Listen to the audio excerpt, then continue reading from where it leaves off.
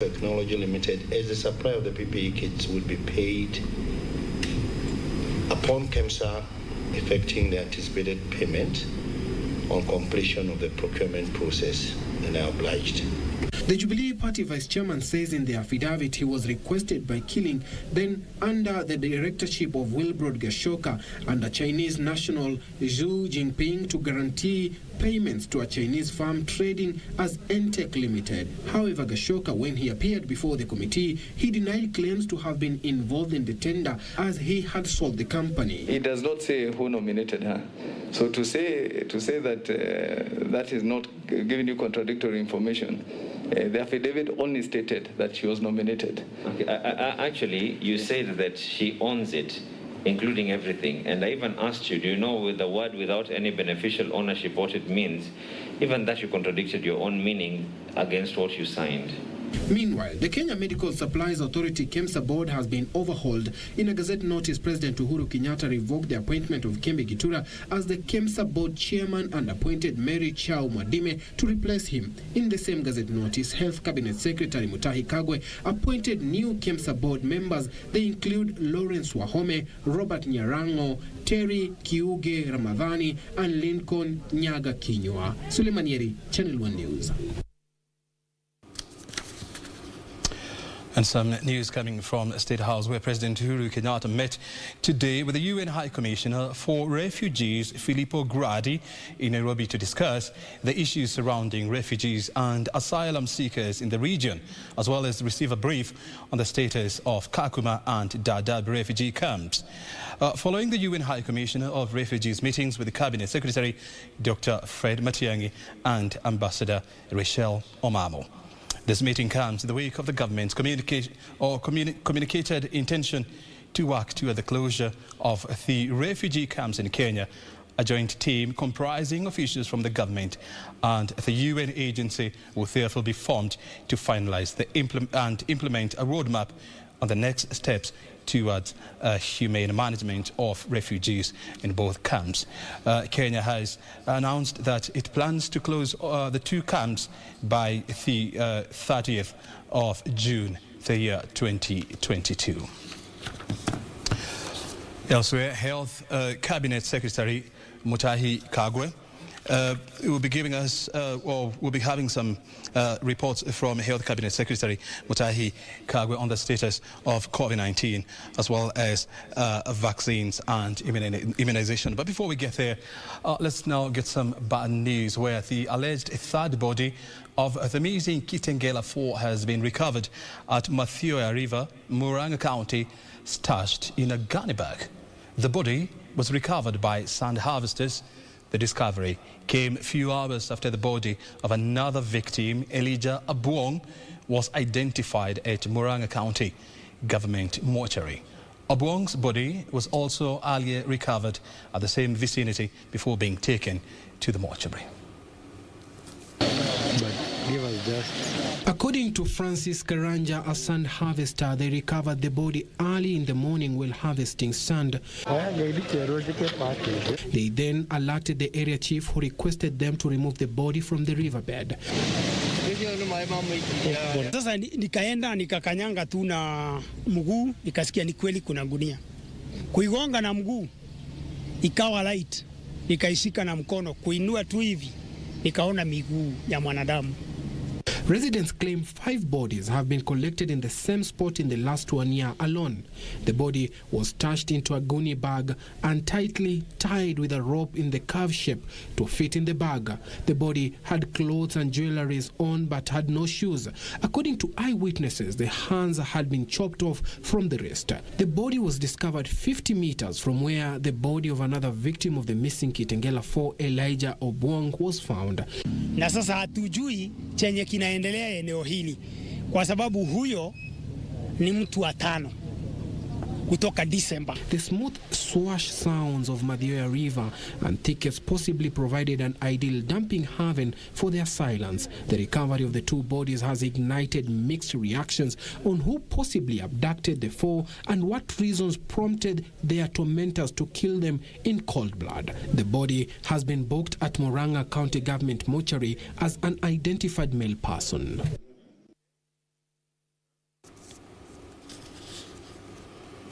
Quite some devastating news there for the families and friends. Well, Health Cabinet Secretary Mutahi Kagwe has announced that Kenya hopes to graduate from the Global Alliance for Vaccines and Immunizations Gavi supported supply of primary vaccines, including those used for immunization by the year 2027. The CS who spoke at the Revital Healthcare EPZ Limited in Kilifi County said Kenya hopes to boost its vaccine production from the current 30% to 40% in line with the President's directive on the need to support local manufacturers. In the meantime, Kenya reported 495 new coronavirus infections from 4,929 samples screened, pushing the positivity rate to 10%, as reported by Purita Museo. Kenya aims to join the list of 16 other countries across Southeast Asia, Africa, Eastern Europe and Latin America in transitioning out of the Global Alliance for Vaccines and Immunizations Gavi. This means Kenya will begin to fully self-finance their vaccine programs by 2027. Health Cabinet Secretary Mutahi Kagwe announced that the decision is in line with President Kenyatta's directive on procurement of 40% from local manufacturers and suppliers. There is pride as a nation when we produce our own medicines locally. The idea of being blackmailed to be told to do certain things because you don't have your own products is a position, Mr. Chairman, that you are assisting Kenya to get out of. Kagwe, who was speaking in Kilifi County at the Revital Healthcare EPZ Limited, said it was time the country took advantage of the existing huge potential in the production of healthcare products by local companies. Production of health facilities is not actually new to us. As many of you may be aware, the country already produces veterinary vaccines at the Kenya Veterinary Vaccine Production Institute, KEVAVAPI, where we even export livestock vaccines across the region. Kenya imports 70% of her pharmaceutical requirements, including vaccines and other biological products. Gavi, through the COVAX facility, has delivered 1.52 million doses of AstraZeneca COVID-19 vaccine to Kenya, but it remains uncertain when another consignment to administer second doses to those who received their first jab will arrive, owing to the global vaccine shortage. A total of 865,897 persons have so far been vaccinated against COVID-19 disease. In the meantime, Kenya's coronavirus positivity rate stands at 10% after 495 new coronavirus infections were reported in the last 24 hours from 4,929 samples screened. You recall that yesterday we were at about 9.8%. Today we are at 10%. It tells you that we are averaging, and we are averaging around the same region. And our hope and prayer is that this is where we will stay. And if we stay on this lane because of observing all the measures that we have given, then it is likely that we will go on to open our economy. 19 deaths have been reported during a similar period. 13 occurred on diverse dates within the last 1 month, and 6 are late death reports from facility record audits. This now pushes the cumulative fatalities to 2,707. Purity Museo, Channel 1 News. Also, 3 people perished while 4 were injured after a matatu they were traveling in was involved in an accident early this morning at Kibarani area in Mombasa County. The dead include the driver of the ill-fated matatu, which had 7 passengers on board. 1 passenger who sustained serious injuries is receiving treatment at the Coast General Teaching and Referral Hospital.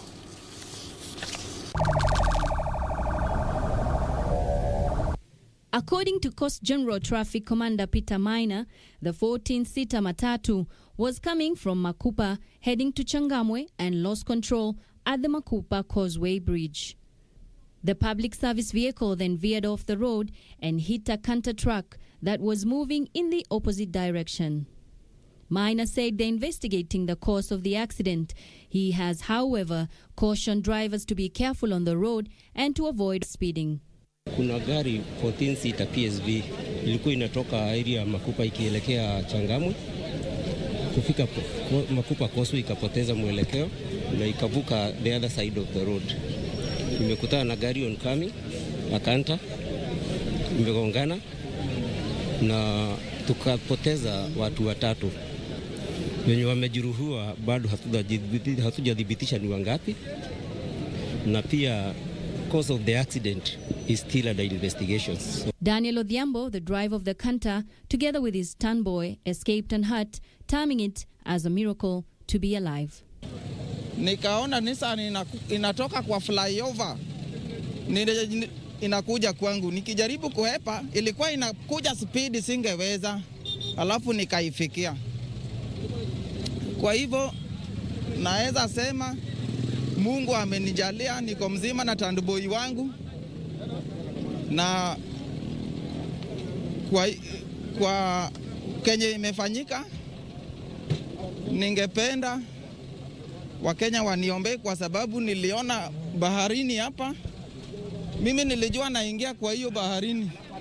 Sasa nimemwambia Mungu asante. Elsewhere, one person has succumbed to injuries in hospital sustained after a truck with a roller on board crashed into several motorcycles, a Probox vehicle, and pedestrians in the outskirts of Kisii town. Kuna gari ilikuwa mbele yake, ilikuwa imesukumwa na hiyo gari kubwa kufikia kwa ukuta. Nikaona katika hali hiyo, tukaona kuna driver alikuwa ndani, lakini hakuumia vile. Sana sana wale waliumia ni wale ambao walikuwa kwa pikipiki, walikuwa mbele kwa barabara. Hapo juu ilikuwa imetoka kwa speed nyingine yenye si ya kawaida. Na ilikuwa imebeba mzigo nyingine, gari nyingine juu ya rora. Sio gari yenye ruka hiyo pump, iliruka kwa njia yenye si mzuri hivyo ikiteremka. So sisi kama hapa wanafunzi tunasimamanga hapa, tunahitaji kama serikali inaweza eka vitu hapa yenye inazuia hiyo kidogo kidogo ndio ajali sipungue kidogo kidogo. 11 others were injured during the accident that occurred along Kisii-Keroka Highway at Kisii National Polytechnic. A trailer carrying a tractor lost control, and that also after losing control, the information I have is it ran over several borders before it overturned. Witnesses said the truck was moving at high speed. Those injured were taken to Kisii Technical and Referral Hospital. And a section of women leaders have dismissed claims that the nomination of Lady Justice Martha Koome to serve as the county's first female Chief Justice was biased to favour or impress women. Led by Public Service and Gender Cabinet Secretary Professor Margaret Corbia, the women leaders said the unanimous selection of Lady Justice Martha Koome by the Judicial Service Commission was purely based on a strong vote of confidence in the skills, knowledge and competencies of the Court of Appeal judge who has dealt with obstacles entrenched in social and cultural norms that deny leadership opportunities to women. When Lady Justice Martha Karambu Koome faced the Judicial Service Commission panel 2 weeks ago to defend her suitability as the next Chief Justice, she told the interviewers led by Professor Olive Mugenda that gender attributes do not define leadership in regards to the office of the Chief Justice. The attributes of my being a woman or being a man would do anything in the office of the Chief Justice. It is the leadership skills. But it will be historical for this commission to nominate a woman for the office of the Chief Justice because it has never happened before. Amid claims that Justice Kohome's naming as the ideal candidate to serve as Kenya's 15th Chief Justice was made in favor of the female gender, a section of women leaders, among them cabinet secretaries, principal secretaries, chief administrative secretaries and governors, have come out to support her nomination. We are excited and welcome this nomination of Justice Martha Koome. She has dealt with obstacles entrenched in social and cultural norms that deny leadership opportunities to women. We are not in these positions because we are women. We are in these positions because we are competent Kenyans, equal to the task. We just happen to be women. Allow us to celebrate. Allow this amazing woman who fought so hard for this post to go forward without any negativity. She's going to serve all Kenyans. In an event that brought together a section of women leaders to take stock of the milestones achieved in the gender equality and women empowerment agenda in the country, the leaders called on Parliament to approve nomination of Justice Koome. I can assure you that once her name is presented on the floor of the House of the National Assembly and of the Senate, we shall do our bit as women, because sisterhood is truly powerful. Their sentiments echoed by Westlands Member of Parliament Tim Wanyonyi, who lauded the Judicial Service Commission for nominating Martha Koome, saying she is the best suited to succeed retired Chief Justice David Maraga. And I know she's going to make a very good Chief Justice. She is a person who is level-headed and has, I think she has maintained herself in the profession very, very well. In spite of those days when there were activists, but she was very constructive even in her criticism of the government and many other things. So I think she was, her choice is the best. According to Wanyonyi, Koome's nomination creates equality for every Kenyan for any position in the country, irrespective of tribe, gender or physical abilities. Ben Chumba, reporting for Channel 1 News. On to health matters, where the National Hospital Insurance Fund is considering adding a treatment for COVID-19 to its medical coverage bouquet as part of policy reforms at the state corporation. NHIF Board Chairperson Lewis Nguyai says expanding services to include treatment for COVID-related ailments is among interventions to facilitate full implementation of universal healthcare coverage, one of the 4 pillars in the government's development agenda. Kenyans who are subscribed to the National Hospital Insurance Fund could soon benefit from more services, including coverage of COVID-19 treatment. Newly installed NHIF Board Chairperson Lewis Nguyai says coverage of COVID-related ailments is among a raft of policy reforms ongoing at the state corporation. And one of the things that we will have to revisit is to look at how we can also be able to supplement COVID-19 patients to be able to enjoy some extent of cover. A panel of experts have been implementing comprehensive reforms to reposition NHIF as a strategic provider of health insurance in the country. We are enhancing the engagements between us and the providers to ensure that services are efficient and in real time. And this also formed part of the HEFREP recommendations. And that is why last week we were inaugurating the launch of the e-claim system in the entire Western region. Last week, NHIF inaugurated the electronic claim management system in Western region, which will also be rolled out in the rest of the country. An extensive ICT reforms that have seen many internal processes being digitalized to ensure service delivery and curb fraud. Nguyai, who was appointed NHIF board chair by President Uhuru Kenyatta in February this year, formally assumed office on Thursday, taking over from Hannah Muridhi. Ruth Wamboy for Channel 1 News. You're watching us live from Broadcasting House. This is Business Insight. We still have more coming along, or coming on this bulletin. Stay right here.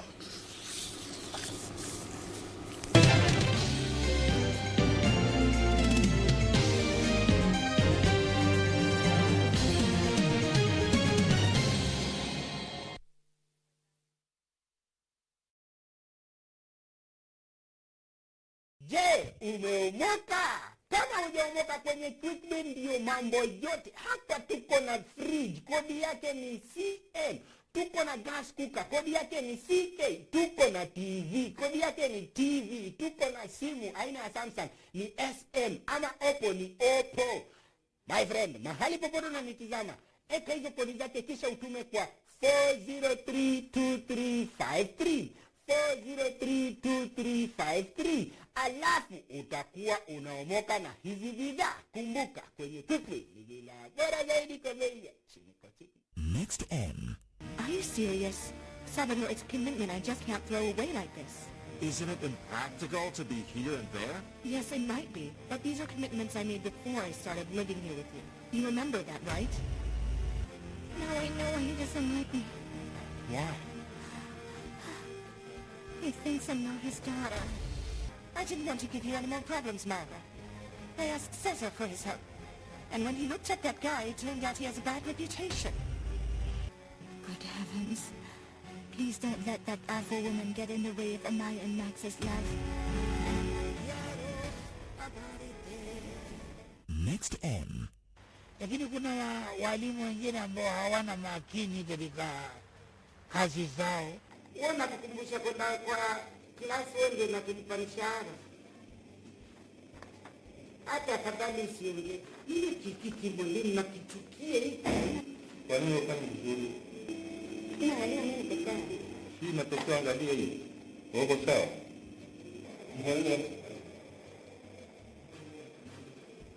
Unafanya na roho chini kuna gani?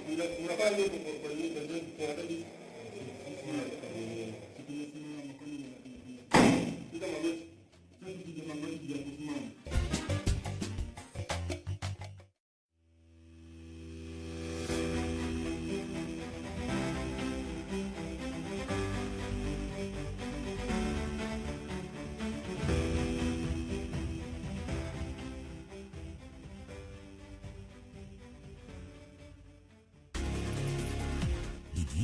Disease and accidents occur suddenly and when least expected. If you have a medical insurance policy, it gives you peace of mind knowing that your medical expenses will be catered for by insurer up to your policy limit. Now you know. IRA, promoting insurance, protecting the insured.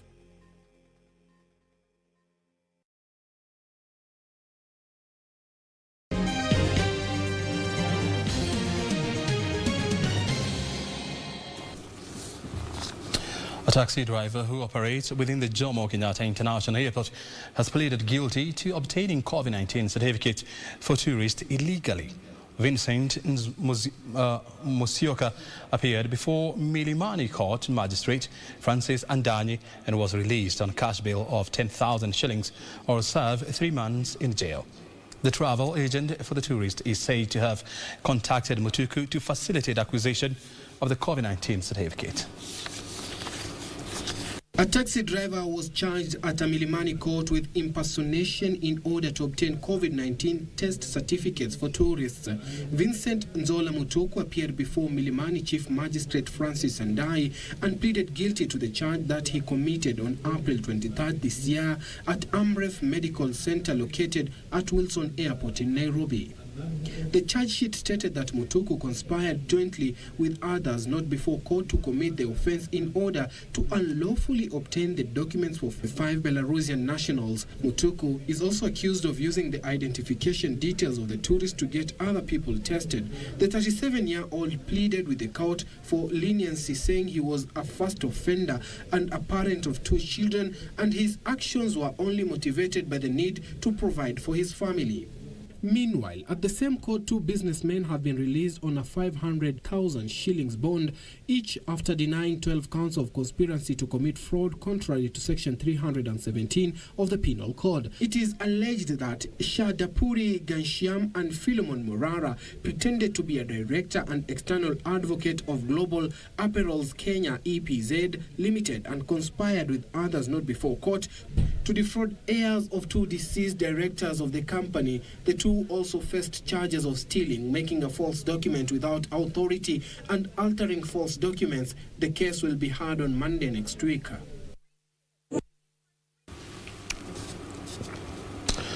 A section of victims who were evicted from Tarada land in Momoni sub-county, Kitui County, are now appealing for food aid and shelter from the government and well-wishers. The residents who are nursing stomach complications claim to have received unfit maize flour from a donor. Details of these and more in our news brief from the counties. The locals from Mumomi who received the maize flour donation are alleged to have developed stomach complications. The foodstuff was allegedly donated to them through the county government. The victims claim their situation has been worsened by harsh living conditions and now want area governor to come to their rescue. Utuone mahali tunalala na watoto wetu. Sisi ni hata tuliomba hata manguo kwa jirani. Tunalia serikali yetu. Tuko wapi?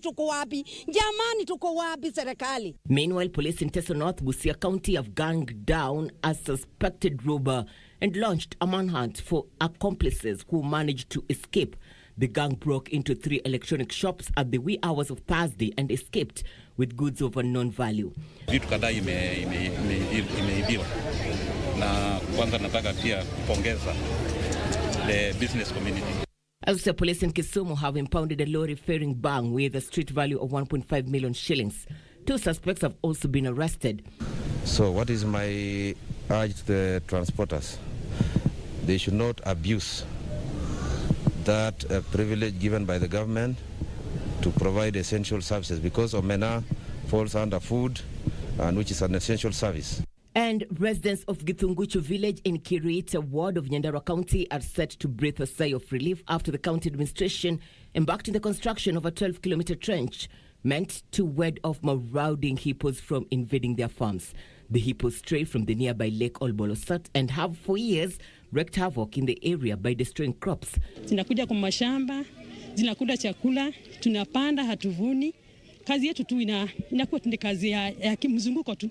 In another development, Migori County Weights and Measure Department Director Tobias Nyakiamo Thursday morning led an impromptu raid in Migori town and seized vehicle transporting underweight bread. 1 person was arrested and is expected to be arraigned in Migori court tomorrow.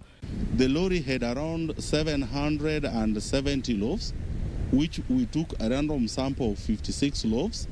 When we tested the 56 loaves, we found that the average weight was 365.2 grams, which that is, it had a deficiency of 35.2 grams. Finally, Lily Ngok has been sworn in as KERICHO Deputy Governor to replace Susan Kikwai, who succumbed to COVID-19 complications on March 20th, 2021. The Deputy Governor promised to fight for the rights of women just like her predecessor, Susan Kikwai. It is with great humility that I accept this call to help His Excellency the Governor as the Principal Assistant to deliver his government's mandate. Irene Mchuma Udim, Channel 1.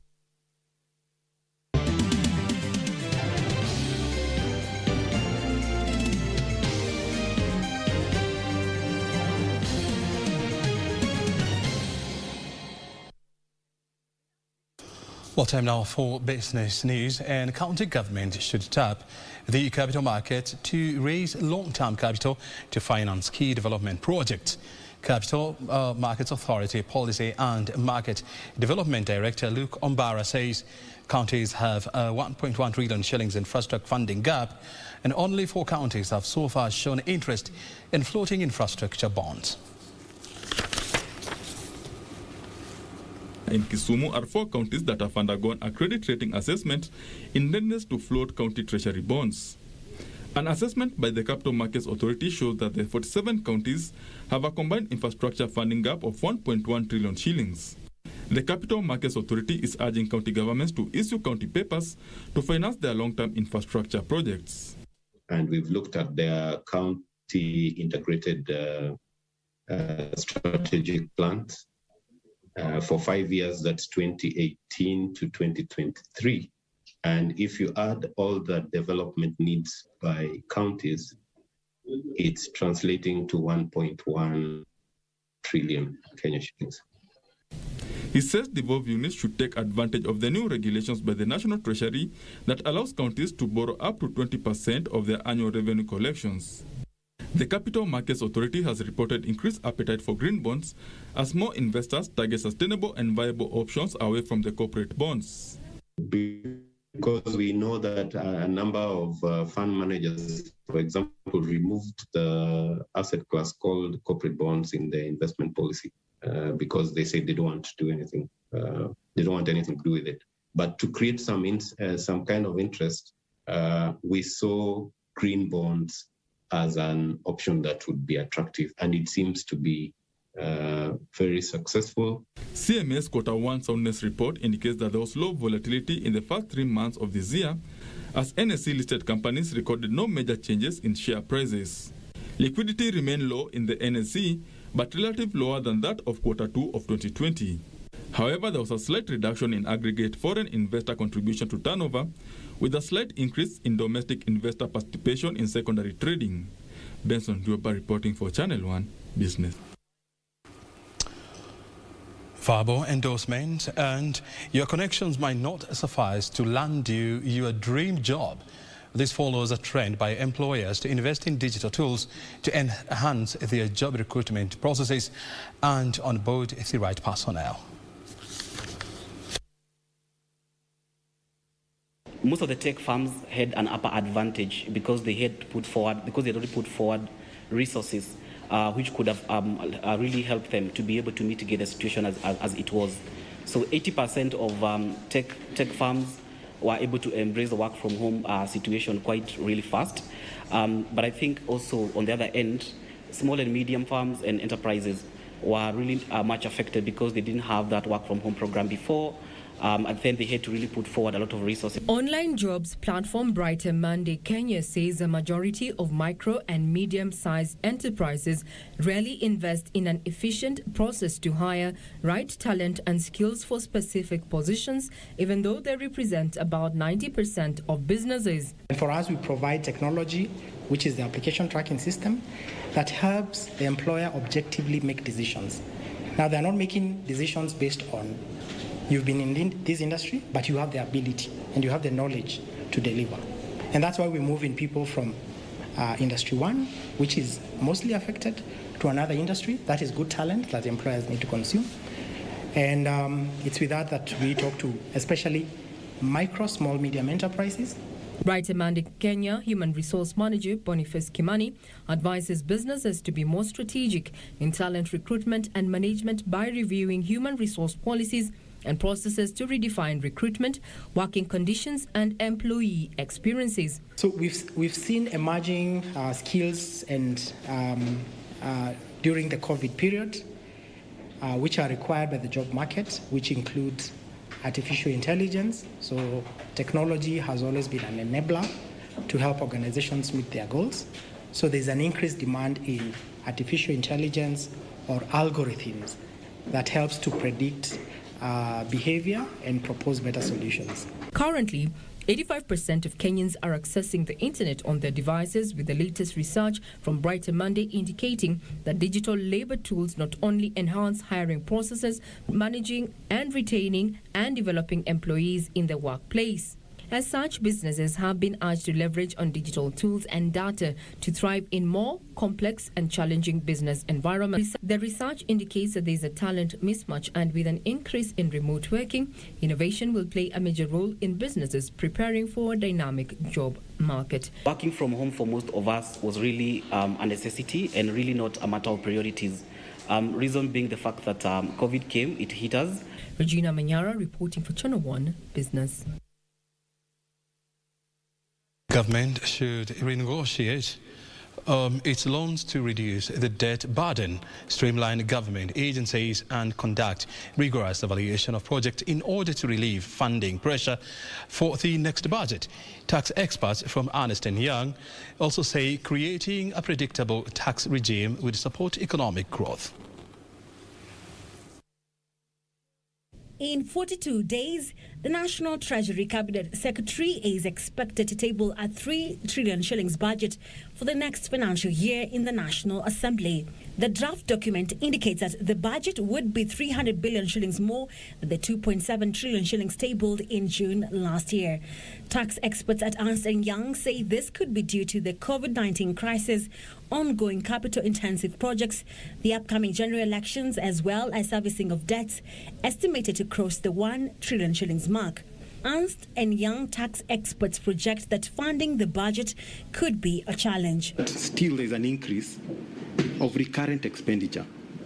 The story talks of we are rationalizing, but when you look at the numbers, they have increased. So are we bold enough to question some of them? Where we are borrowing to fund recurrent expenditure, and this just puts the pressure on the country and on the meager resources that we already have. Government is already facing increasing pressure to fund initiatives and projects to alleviate emerging socio-economic and infrastructure challenges. A challenge in terms of absorption of the budget. And when you're looking at the absorption of the budget, it is both at national level and also at county level. They recommend streamlining the ministries and parastatals and renegotiating conversion of some loans into grants to relieve the funding pressure. They are also calling for reforms of the tax system to create a predictable tax environment to boost investment. And improving the deficit is always to raise taxes. But there has been proof that it's not only raising taxes that can actually help you improve your tax collection. When you raise taxes, you normally impact compliance. The taxes become prohibitive and people reduce in their compliance. When you look at Kenya, we have a very huge informal sector that doesn't know anything about taxation. Can the government start thinking out of the box and probably reducing or creating flat rate tax systems that can enhance compliance? There is concerns of the ballooning national debt, which is about 2/3 of the GDP, noting that the borrowing has been driven by increased expenditure coupled with falling revenue collections in the face of a tough economic environment. In the draft budget policy statement, the National Treasury has tasked KRA to collect 1.8 trillion shillings. Farmers should brace for lower tea earnings this year due to reduced prices in the international market. In the 9 months to end of March this year, Kenya Tea Development Agency says prices on the international market have reduced by 12% in what the agency attributes to a glut in the international market and disruptions caused by COVID-19 pandemic. Farmers attached to the Kenya Tea Development Agency are likely to receive lower bonuses this year, extending reduced earnings that they have been getting in recent years. Kenya Tea Development Agency blames the latest projected reduction in tea earnings to lower tea prices in the international market. Last year, tea bonus payout raised an uproar after KTDA announced that the highest payout was at 31 shillings and 75 cents per kilo of the green leaf, while the lowest payout was at 9 shillings. This year, farmers are likely to fare even worse as tea prices reduced by 12% in the 9 months to end of March this year, according to analysis by KTDA. In a statement, KTDA Management Service Managing Director Alfred Jaggi said, quote, "Despite slight decrease in production, the tea stock in the global supply chain are still quite high, and these are having an adverse effect on pricing, not just in Kenya but also other tea auctions around the world." End of quote. Data from the Kenya National Bureau of Statistics 2020 show that smallholder farmers across the country, including those marketing tea through KTDA-managed factories, have been increasing acreage under tea, which stood at 163,000 hectares in 2019, up from 141,800 hectares in 2018, which has contributed to increase in tea volumes on offer in the market. In the last financial year, smallholder farmers under KTDA produced 1.45 billion kilograms of green leaf, up from 1.13 billion kilograms the previous year. This represents a 22% increase in production. Benson Dioba reporting for Channel 1 Business. The government is tightening designs for optimal revenue sharing, as well as reviewing mining regulations and building human capacity to grow the extractive sector. In addition, Mining and Petroleum Principal Secretary Andrew Kamau says challenges such as illegal mining, geographical data and infrastructure inadequacies are being addressed. Here is Alan Awako with the details. Mining contributed 67 billion shillings to the economy in 2019, with the sector employing about 22,200 people from both the public and private sectors during the same period. However, the country's mining potential has been strained by illegal mining, geological data inefficiencies, and infrastructure inadequacies. We just don't have data. If you see, we have only 4% of the country is currently explored. although we are currently doing our airborne survey now, which is the beginning, the first part of it. So it means photographing the entire country. 2019 figures show that Kenya made 29 billion shillings in primary sales from mining, with 1.6 billion shillings raked in as royalties. This is well below the huge potential that the mining sector has. This is what we have seen. We have our contribution to GDP have been declining since 2014 to current now, where we have 1% or 0.8. The question is why is our GDP contribution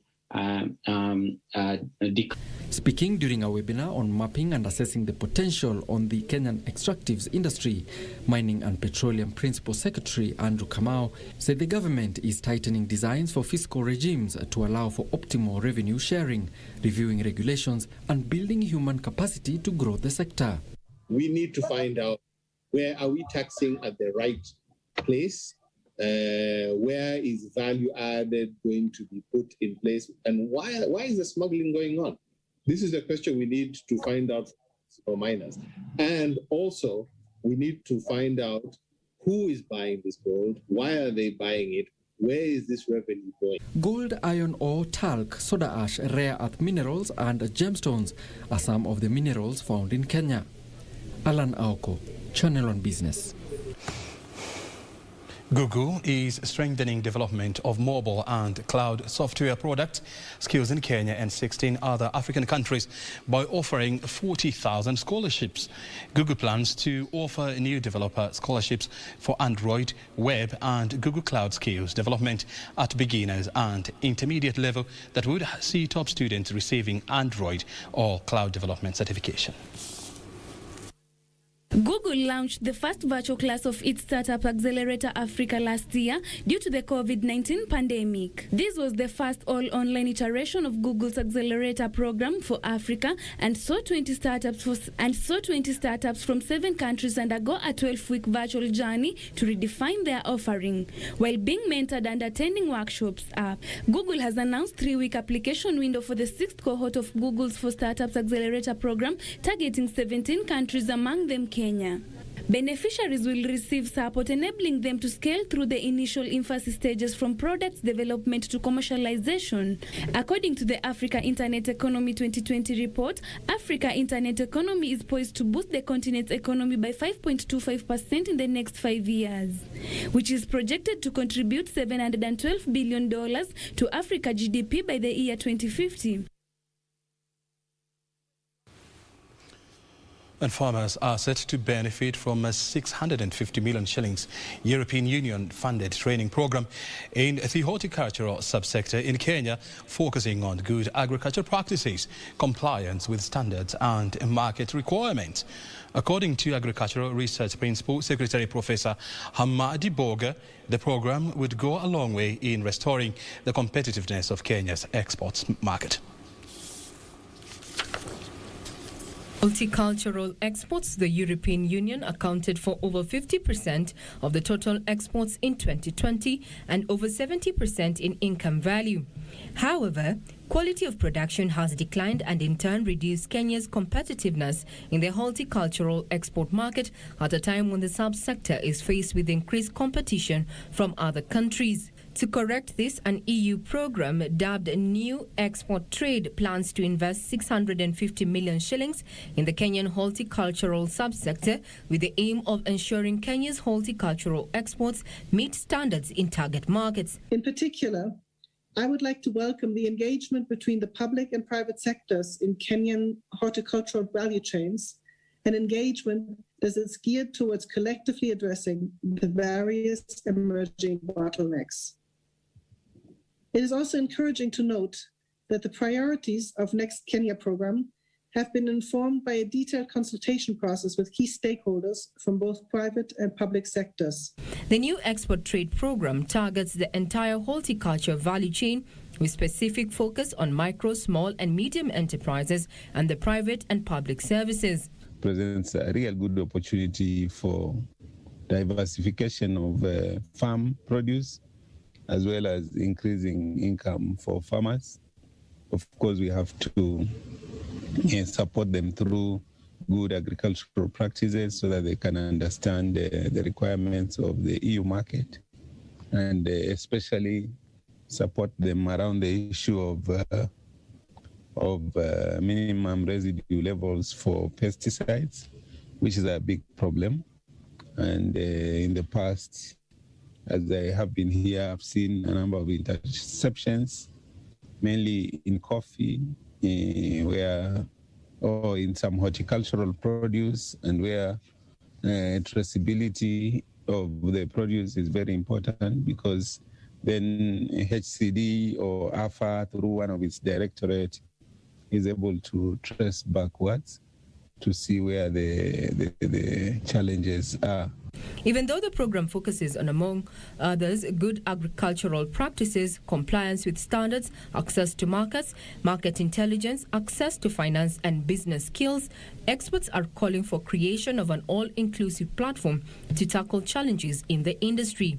This process has started, and this is an open engagement to ensure that any aspect that may be affecting the competitiveness of the horticulture sector is addressed to the fullest. The membership of the National Horticulture Task Force takes on board, like I said, the public and private sectors, including representation from the county governments. The other thing that we've started is development of good practice guides for avocado. If you look at the exports data, avocado is now a major fruit in terms of exports. Agricultural Research Principal Secretary Professor Hamadi Boga, TIC. Agricultural Research Principal Secretary Professor Hamadi Boga says Kenya is keen on expanding the export portfolio to the European Union to boost earnings for farmers. Regina Manyara reporting for Channel 1 Business. You're watching Business Insight. We are live from Broadcasting House. Remember, our interview of the day is coming up next with the acting CEO of Communications Authority of Kenya, and she's putting errant players in the industry on notice. Stay right here.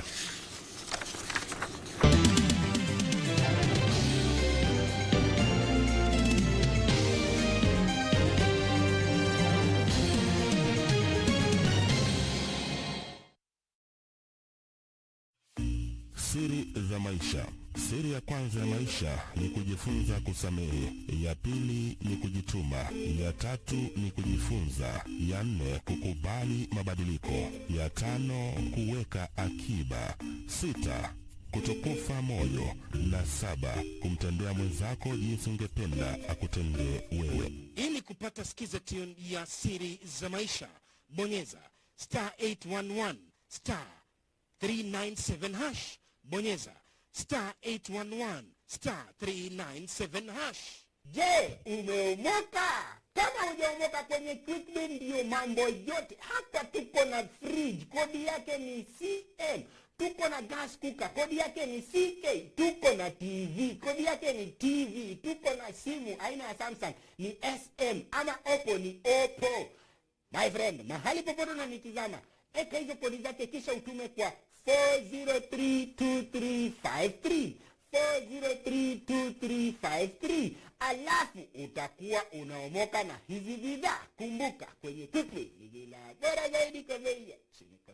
It is not about class or notability, but determination. In the second round, second division Holstein Kia surmounted all odds to reach the semi-finals of DFB Pokal. They now face 4 times DFB Pokal winners Borussia Dortmund. Is there a massive shock in the offing?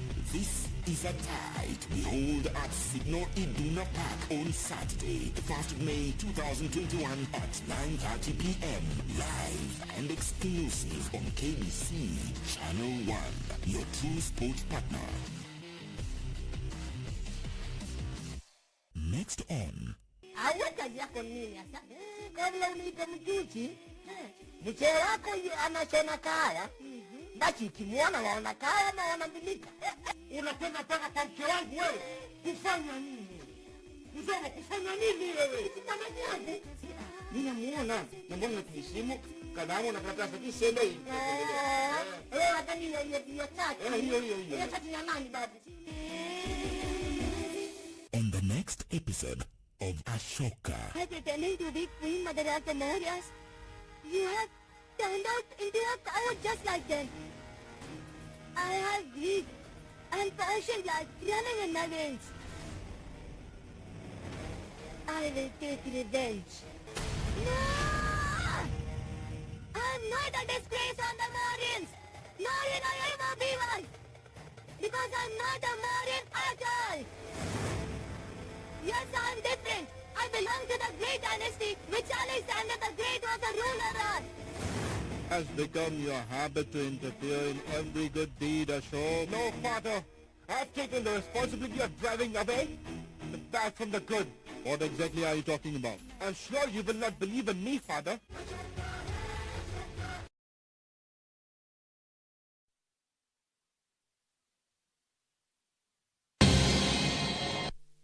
East Africa.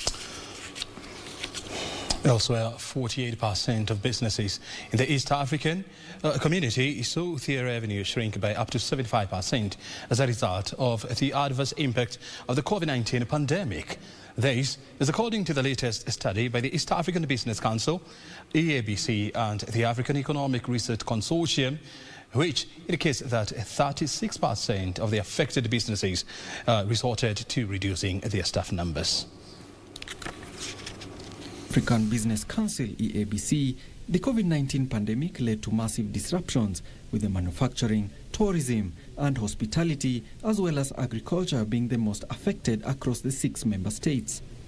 In its study, East African Business Council found that non-tariff barriers, including travel restrictions to contain the spread of COVID-19, contributed to a decline in business. 32% of respondents sampled said the effects of the travel restrictions were catastrophic, while 18% of the respondents supported the lockdowns and curfews. Further, the study found that 52% of businesses maintained the same business models but changed their business mode of operations, while 20% changed both their business models and mode of operations. 18% of the respondents were found to have closed or gone out of business completely as a result of challenges that emerged after confirmation of COVID-19 cases in respective countries. Experts are calling on governments in the East African region to review downwards income tax to free up cash that will stimulate demand. They're also recommending that businesses diversify their revenue streams by repurposing their offerings to withstand similar shocks. They believe businesses in the East African community could do better by implementing risk mitigation strategies to minimize economic shocks.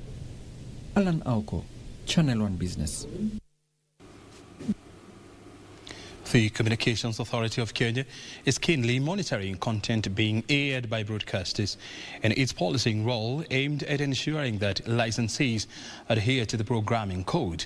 Communications Authority of Kenya Acting Director General Masi Wanjao says the regulator is particularly keen on ensuring that decent content is aired during watershed period so as to protect children. Our reporter Regina Manyara spoke to the acting DG in the wake of 2 broadcasters being penalized in the last 2 months after airing what the regulator described as indecent content. Good evening, you're watching Business Insight and I'm Regina Manyara. The question is, how's the communications sector been performing? Taking us through this conversation is none other than Acting Director General Communications Authority of Kenya, Madam Masi Wanjao. Thank you very much for your time. So let's start off with the statistics. How have we performed so far? The sector statistics are positive in terms of growth. We have seen increase of subscribers across the telecommunications platform, an increase of users in the postal platform. So that is positive because in this time of the pandemic, obviously, we realize that people are relying very, very heavily on technology to be able to communicate, to work, to transact. And we are enabling this. We also recognize that with this increase, there's also the sharp incidence of the rise of cybercrime or cyber incidents and the rising vulnerability to children and even adults on the internet platform. A lot of purchases, for example, are happening online. So financial transactions have increased very sharply in the last 1 year. And part of what we are doing to ensure that protection and awareness is heightened is sharing a lot of information through webinars, through social media and other platforms that people would be aware on what cyber threats look like and what it is they can do about it. Pointing at that sectoral growth there, issues of digital transformation, is this something that we're likely to witness for the long haul?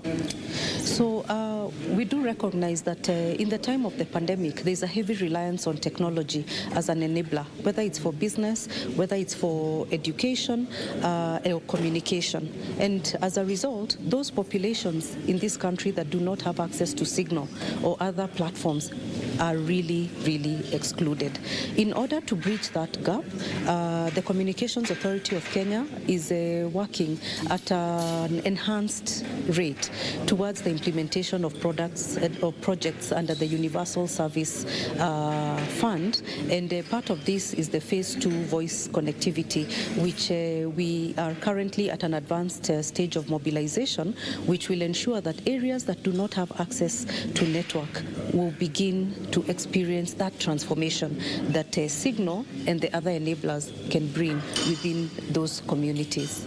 In the recent months, as a regulator, you have issued some corrective measures in as far as local content producers are concerned.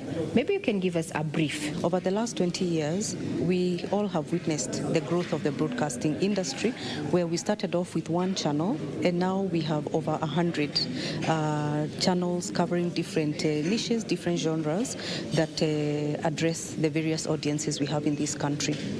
The bottom line of going on air is that broadcasters owe a responsibility to their audiences, particularly during a period that is referred to as the watershed period. This is a period that is dedicated to family viewing time because it recognizes that families are likely to be watching, meaning that they're adults and their children, and they need to observe good taste and decency within that space. So we do have one of our licensees who aired content that was of an adult nature within the watershed period, and it became necessary to take the appropriate actions as we have taken today to ensure that when they do come back on air, the appropriate mechanisms have been put in place to safeguard audiences, particularly vulnerable audiences such as children.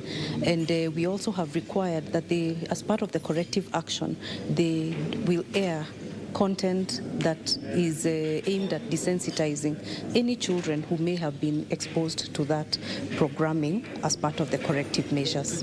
Thereafter, of course, we will continue to monitor, as that is the requirement, that is the responsibility of the Communications Authority of Kenya, to monitor the airwaves and ensure that they are used and dedicated for resourceful purposes. In some quarters, some local content producers have said some of these corrective measures are too draconian and infringing on their freedom of expression.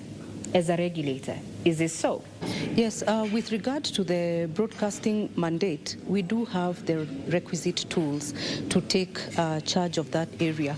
But as we are all aware, culture is evolving very, very fast and across many fronts. Now, our contribution as the authority is to ensure that when the free-to-air TV is switched on in any home or any place where viewers are watching, that it carries the content with a responsible way in a manner that is required by the regulatory tools. We do have a programming code that sets out in great detail the timing and the manner and the tone of content that is supposed to be displayed on these stations, and that is a commitment that we continue to keep up to ensure that our airwaves are safe. So that statement, I think, is not valid, and if it were valid, These tools are not fixed in time. They're always up for negotiation. And perhaps the better platform would be to open up these instruments for negotiation so that we're able to keep reflecting what our tastes and our requirements and the evolving of culture represent, so that then it would be a robust response to our emerging culture. As we embrace digital transformation in all aspects, be it business or even how we communicate, then we are also picking up risks. Where do we stand when it comes to countering cyber threats? Cyber threats will always be there, just like we have criminal activities happening in the real world. But the catch here is the sensitization and the awareness of what these dangers present and what to do about it. This is a relentless commitment from the Communications Authority of Kenya, and we do not do it alone. We do it together with our licensees, we do it together with other partners, because it's a great force and needs to be met across the board by many, and we will carry on with that. Of course, in doing that, we are also guided by emerging practices and trends worldwide, that we are able to really capitalize on them and ensure that the effect and the impact is lasting. Indeed, I quite agree with you that even as you pursue gains and benefits, you must never for a moment compromise the population, even in the search of those gains. And it's a constant need. So allow me to say at this point that one of the critical markers is the collaboration and the cooperation that we receive from our various licensees, and they have done us proud. And to encourage that their compliance is our success, is the success of all of us, and also to encourage consumers, when they do come across something that is disturbing or concerning, to let us know, so that we would be able to look at it and guide or take corrective action. We must do this together. What is the regulator doing to ensure online safety, especially for minors? Yes, indeed, there are very many protections that have been put in place for children and other populations to ensure that what they access is wholesome. Coming to the issue of child online protection, this is one of our flagship projects actually for the last couple of years, and we have really enhanced it during the COVID pandemic, and will soon be running a campaign on child online protection in recognition of the very issues that you have mentioned. Children are learning on these platforms, they're spending a lot of eyeball time on screens and on the internet as a protective measure, and this will be running. We will also be enhancing it actually to include gender-based violence, which is yet another aspect that has emerged. And there's data and statistics that has come from the Ministry of Gender to establish that actually this is on the rise. And so we will be broadening it on that category as well. But coming to your question around gaming, is yet another of those trends that are on the rise. And we have recognized that this is a space where we share jurisdiction with the BCLB, Betting and Control Licensing Board, and we are working very closely together to pursue this area that is of mutual concern, to ensure that access and administration of betting and gaming is also done within the rules. What is your take in regard to the fact that Kenya has already now rolled out 5G? What impact then will it have to digital access as well as digital transformation? This is really taking us to another level in terms of digital transformation. And recently, last year, actually, His Excellency did launch a digital transformation vision for this country.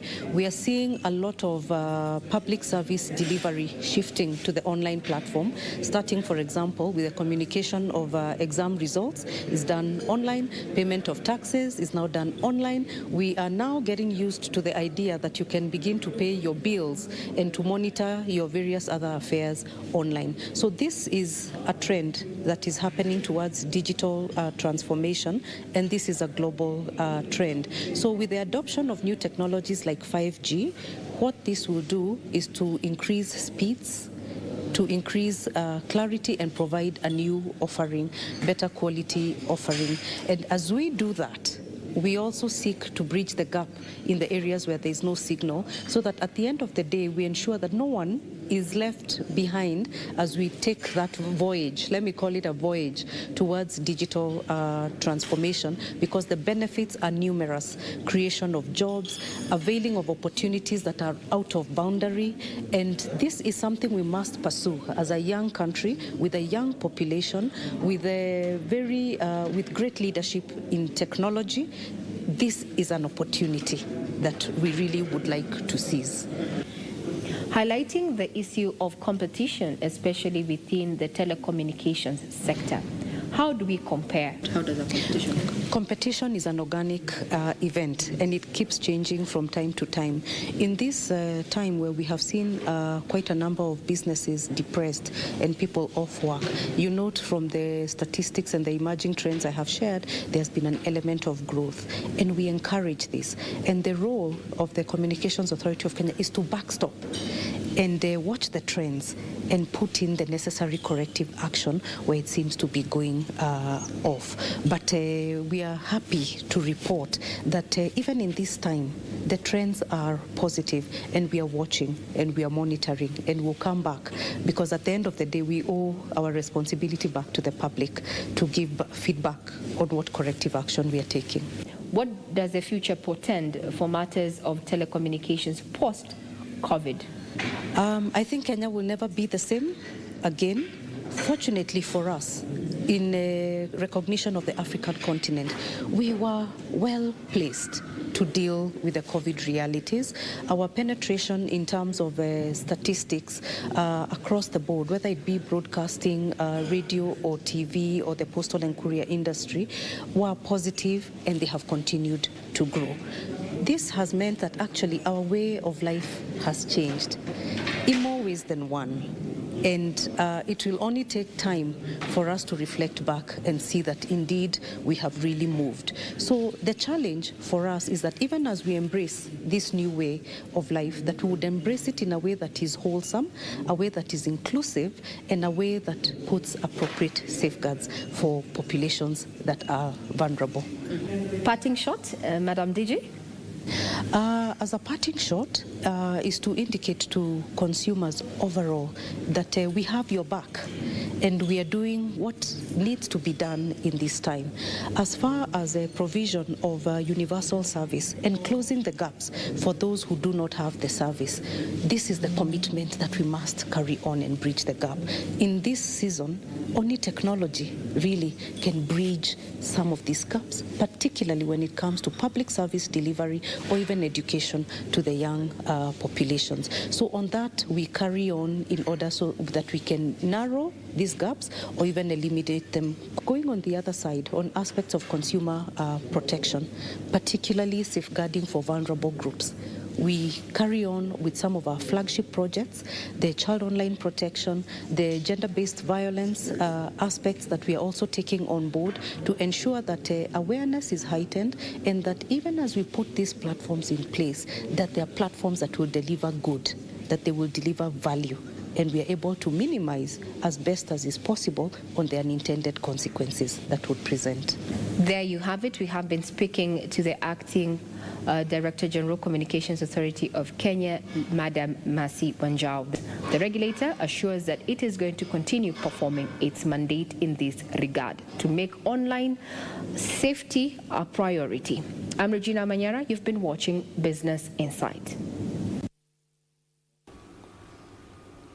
A surge in iPhone sales, especially in China, has led to a doubling of profit at Apple since the start of the pandemic. Rival tech firm Facebook also reported bumper revenues and profits, but the social media giant warned Apple's latest software release could undermine its prospects later in the year. Here are the details in our international business news roundup. Customers continued to upgrade to Apple's new 5G phones, which were rolled out last year, and also bought Mac computers and iPads to tackle working and studying from home. Sales to China nearly doubled, leading to overall revenues for the first 3 months of this year of $89.6 billion, more than 50% up compared to a year earlier. Profit was $23.6 billion, up from $11.3 billion for the same period last year. However, the two companies are locked in a standoff after Apple announced the latest version of its iOS operating system this week. Facebook saw a rise in monthly active users, which were up by 10% at 2.85 billion. Meanwhile, Goldman Sachs has said record labels and music publishers are set for a strong rebound as younger audience continue to flock to TikTok to watch short videos. Song features heavily and TikTok saw downloads soar as the pandemic hit in early 2020. Newly signed licensing deals with music publishers will provide a boost with scope for significantly more upside for the content owners.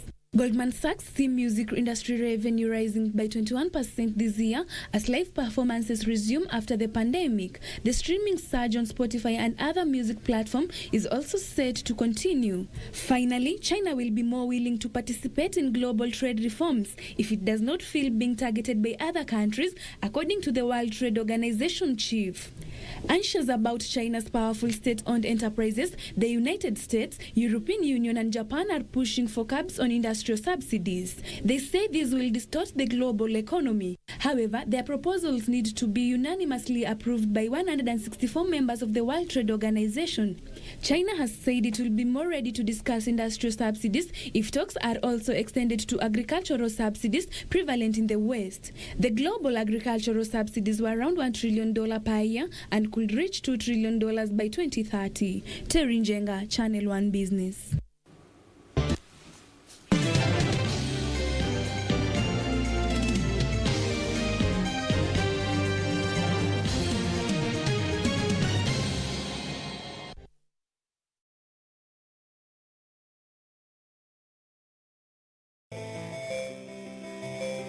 Sasa, hii ng'ombe ni yako.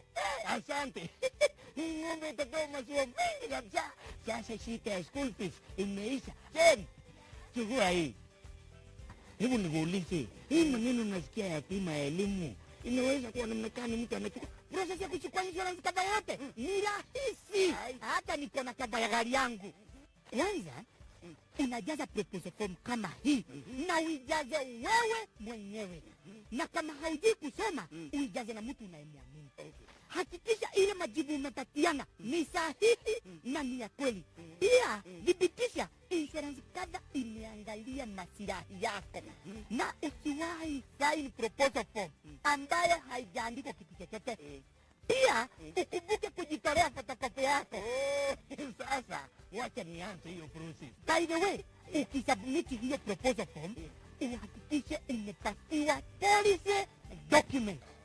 Uisome na uielewe. Hiyo ndio dhibitisho ya kuwa unabiba. Ujumbe huu umeletwa kwako na IRA. Next on. Just be extra careful and don't eat. What? Hello? You can't see him until he's fully recovered.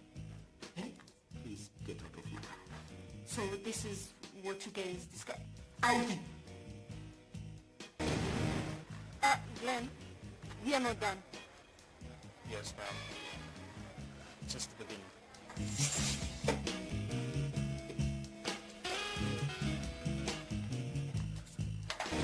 You want to take me down so badly, huh? You're guilty. We can get out of this if we work together. This weekend on KBC Channel 1. Michelle, what did you do to annoy Kinyanjui this month? This woman alone, such a melodramatic idiot. Oh, I am a woman, eh? An idiot woman, see here? Okay. You did not have to make I am when I am finished with you. I am talking to you. Ne, if you feel this job is proving to be very challenging, I would suggest, that you just remove aside. Better, step down. You know, this is almost like a comedy training class. I mean, you people are so funny. I think it's very much naive. That wasn't meant to be a compliment. Classmates, every Saturday on KBC.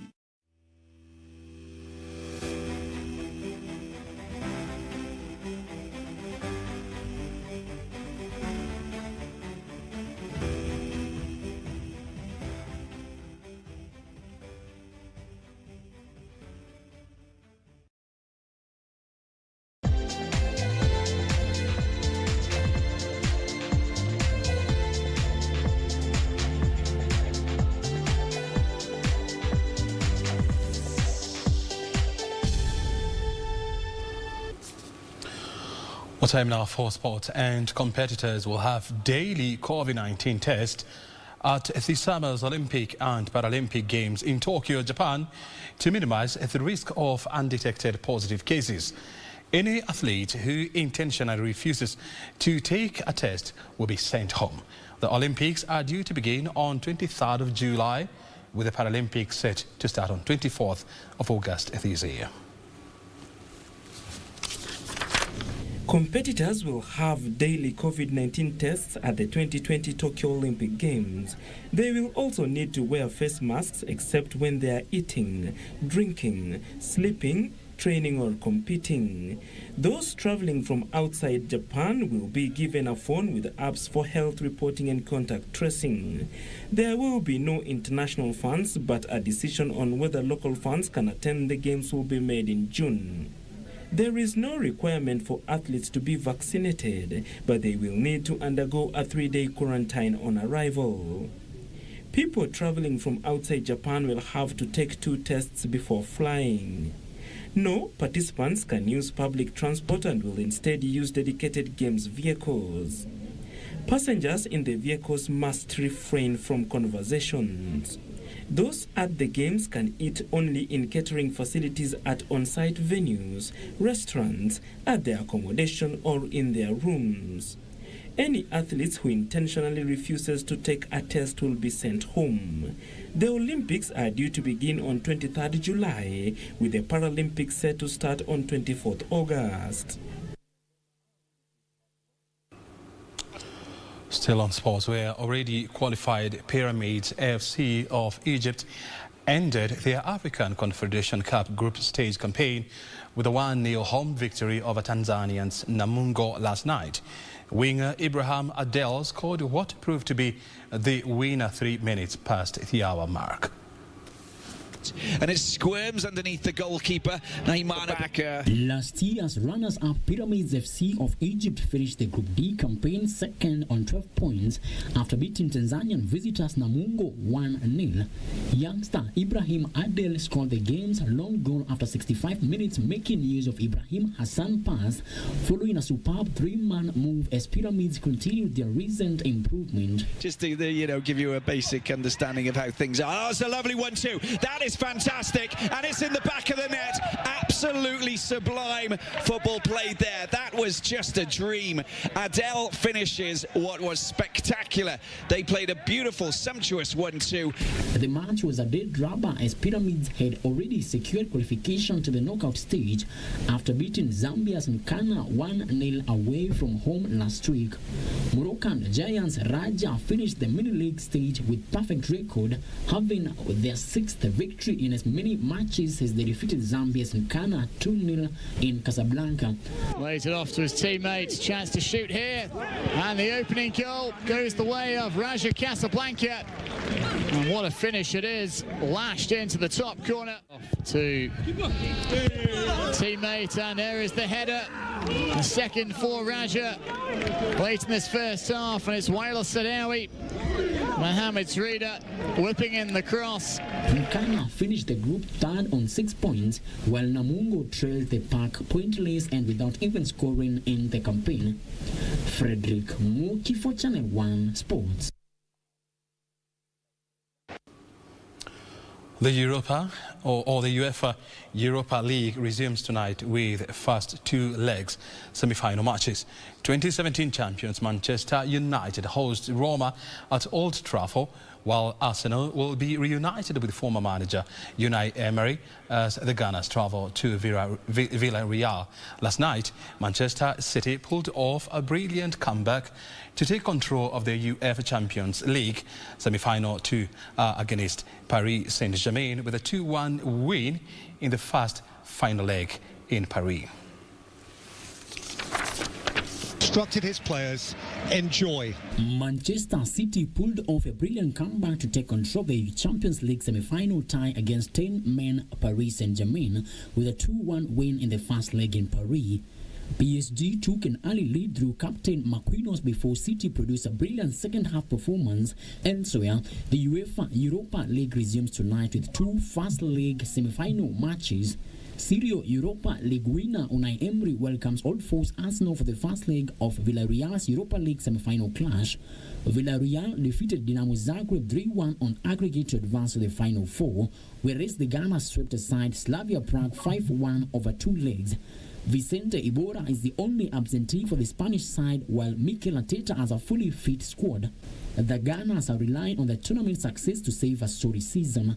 At the Old Trafford, Manchester United will host Italian Serie A side Roma, with the tie set to play a large role in defining both clubs' seasons. Midfielder Pedro Gianluca Mancini, Riccardo Calafiori and Nicolo Zaniolo are unavailable for the Serie A outfit, while Anthony Martial remains sidelined for United.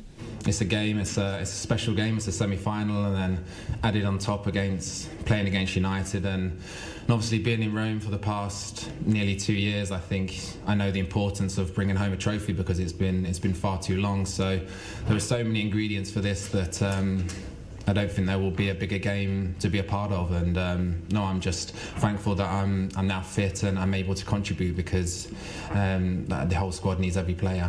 You know, in the past we've missed out on a few finals, and you know, I think this season the way we've been playing, the way that the confidence is high, you know, we've got real belief that we can reach it, and of course, like I said, it's massive motivation for not just me but the whole team to reach the finals. This will be the 5th semi-final for the Red Devils in all competitions since the start of last year, but are yet to progress to the final during the time.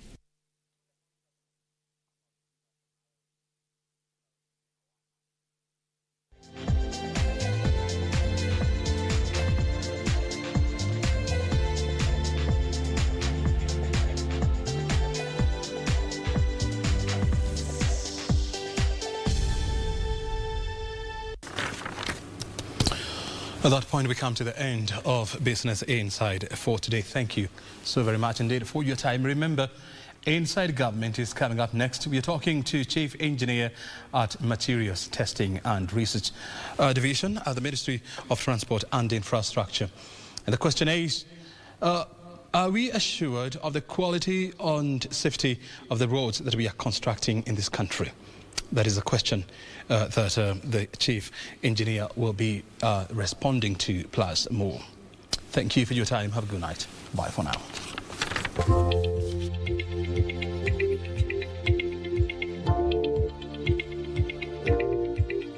Good evening and a very warm welcome to Channel 1 Weather Updates. My name is Irene Mchuma Odim. Weatherman says wet conditions will continue over most parts of the country in the next 24 hours. Strong southerly winds of 12.5 meters per second will be experienced Friday afternoon in the counties of Turkana and Marsabit. But for tonight, the whole country is experiencing scattered wet conditions, and this will stretch towards the morning hours. It will affect the capital, Meru and Nyeri. It will be cool and cloudy during the morning hours. Friday morning in the capital, areas of Machakos, Makindu, Voi will experience rains during the early morning hours. The northeastern parts of the country will mainly be characterized with scattered wet conditions, but that won't be the scenario over the northwestern parts of the country, where the wet conditions will mainly affect the border along the Kenya, Ethiopia, and Sudan. The Lake Basin region and western sector will experience sunny intervals. A few areas in Kisumu, Kakamega, Bungoma, Kisii will experience rains during the morning hours, and these will change in the afternoon. There will be showers accompanied by thunderstorms over the western parts of the country, which will affect Kisumu, Kakamega, Bungoma, Kisii. The northeastern parts of the country, areas of Moyale, Wajir, Marsabit, will continue to experience wet conditions after short sunny intervals in the afternoon. The coastal strip will experience scattered wet conditions after sunny intervals prevailing during the mid-morning hours. The capital, Meru, Nyeri, Machakos, Makindu, Voi, there is a possibility of showers of a few places during the afternoon hours.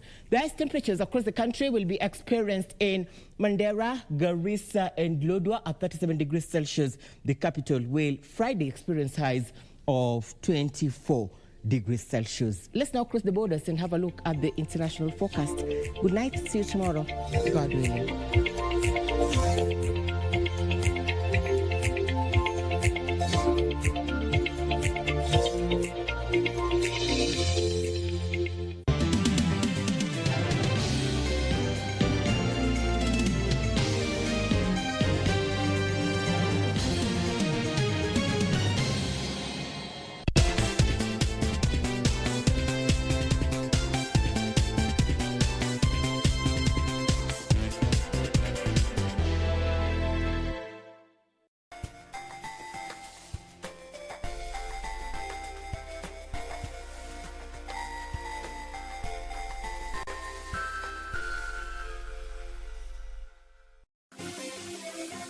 Vera Beauty College. Vera Beauty and Fashion College, with branches in Nairobi, Eldoret, Thika, and Meru.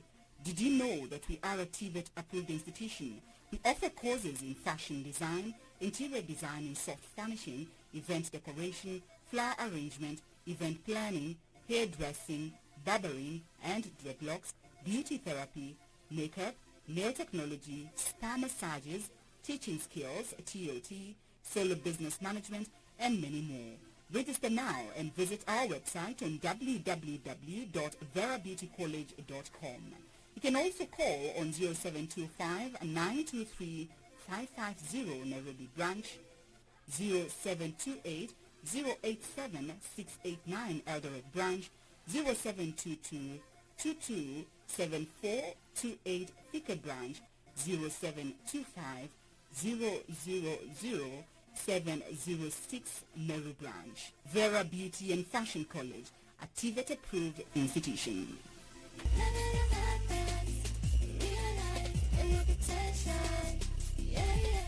It is not about class or notability, but determination. In the second round, second division Holstein Kia surmounted all odds to reach the semi-finals of DFB Pokal. They now face 4 times DFB Pokal winners Borussia Dortmund. Is there a massive shock in the offing? This is a tight. Behold at Signal Iduna Park on Saturday, the 1st of May 2021 at 9:30 p.m. Live and exclusive on KBC Channel 1, your true sports partner.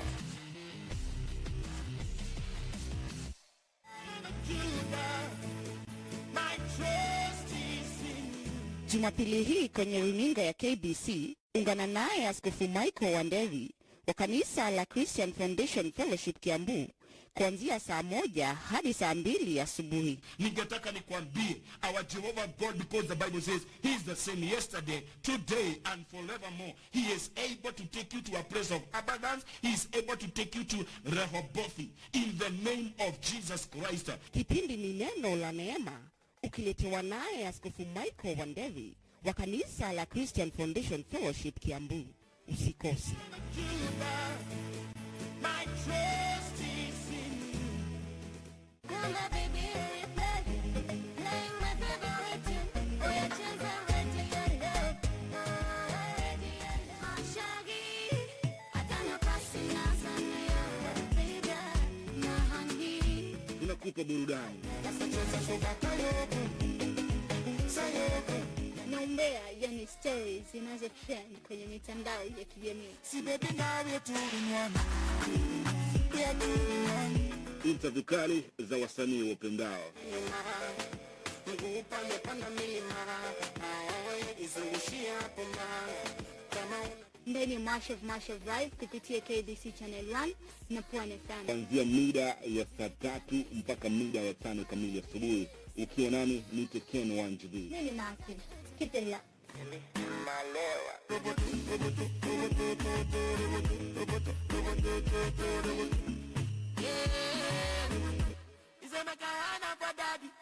This weekend on KBC Channel 1. Michelle, what did you do to annoy Kinyanjui this month? This woman alone, such a melodramatic idiot. Oh, I am a woman, eh? An idiot woman, see here. Okay, you will know how smart I am when I am finished with you. I am talking to you. Ne, if you feel this job is proving to be very challenging, I would suggest that you just remove aside. Better step down. You know, this is almost like a comedy training class. I mean, you people are so funny. I think it's very much naive. That wasn't meant to be a compliment. Classmates, every Saturday on KBC.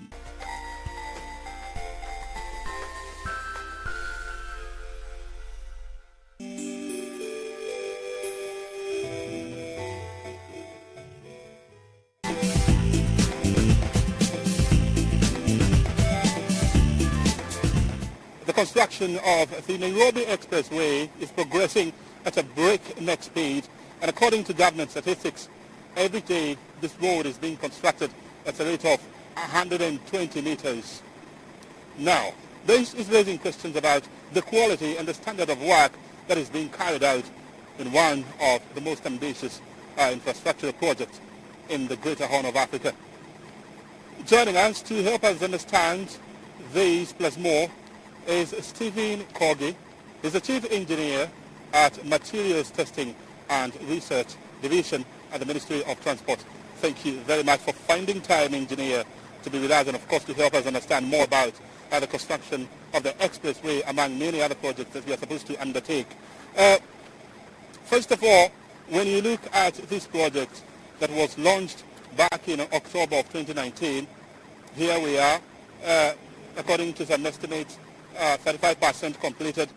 What conclusions do you make? The conclusion I make here on behalf of even the ministry, because when I'm here I talk for the ministry on behalf, is that we are so far satisfied with the progress, but would have liked to see more progress in terms of the speed acceleration. Definitely, you realize the time period is given to end the main structures by December, and therefore, when we look at the progress, we are encouraging the contractor or the developer to improve on the speed of delivery. You're talking about speed, and Kenyans are actually worried that this project is moving at a faster rate than anybody else ever expected. Can it be done faster? What is being demonstrated here is that you can actually achieve a very fast construction rate and still at the same time be able to achieve the specification, the standards, the quality, and the performance of the structure you are undertaking. So it all depends on how you undertake the works. So maybe if I can give an example, this is a 27-kilometer stretch of road. This road, it can take a very long time. For example, if you put one tip, that is the one which will start from kilometer 0, going all the way to kilometer 27. It can take half that time if you split it into two. It can take a quarter of that time if you split it into 4. That means you are splitting it into smaller sections, so the so-called chewable sections, so that you achieve your end results. So at the end of the day is how you plan your work, how you mobilize your resources, how you put in place all these issues about sourcing of material, the expertise you have, the equipment that you are putting in, and also all the time looking and testing that you are able to produce the right quality of the product that you want. So it is possible to achieve even faster.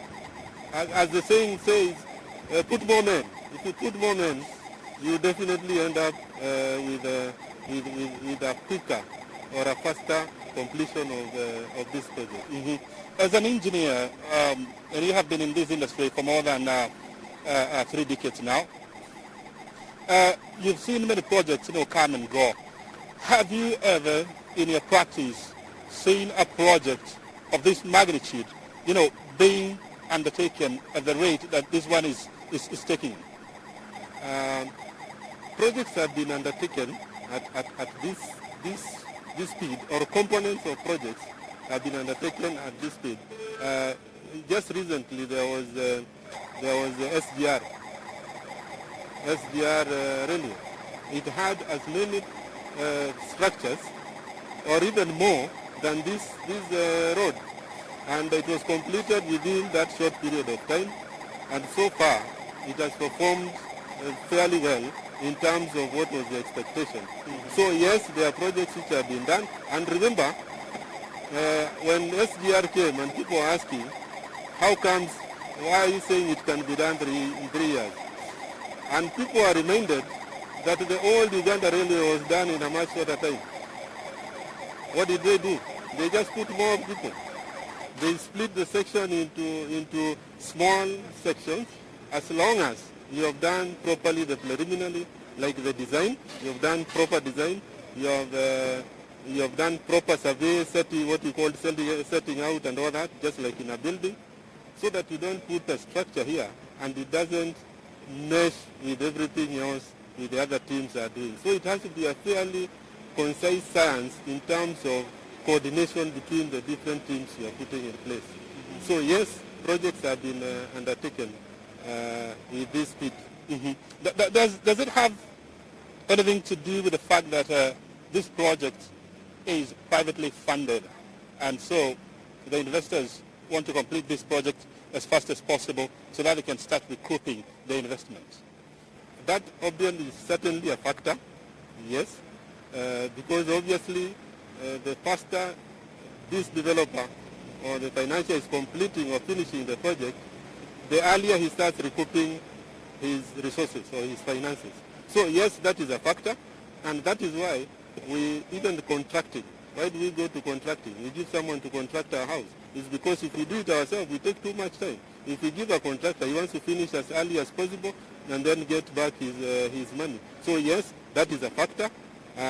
If he finishes much earlier, he'll start recouping his investment much earlier. Yes, true.